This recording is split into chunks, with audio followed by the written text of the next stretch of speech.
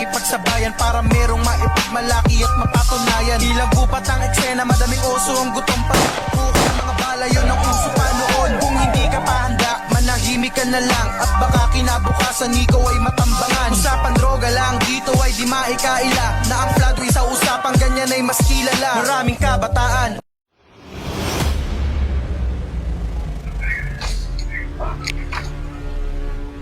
Ano mga bata niya ito? Pulis pa na mga ate ah. Tenyente, anong balita? Nahuli mo ba si alias Jerry? Sir, ako na bahala doon kay Alias Jerry. Gagawin ko lahat na mauli ko siya at madala ko sa inyo ng buhay. Yun lang, sir. Sige po, sir. Mauna na po ako. Ops, Angel. Saglit lang. Oh, sir.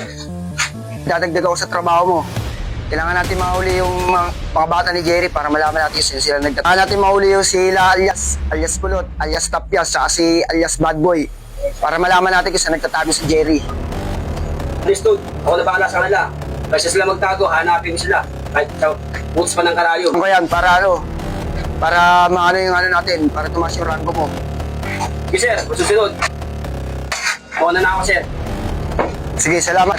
Asahan ko yan. Tama ko, yung mga bata ko.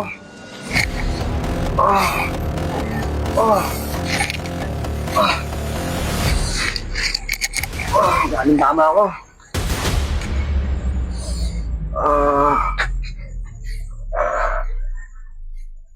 Tama naman ako itong mga bata ko ngayon. Makabawin sa'yo, Angel, magtangkol. Hintayin mo lang. Pagkaling ko.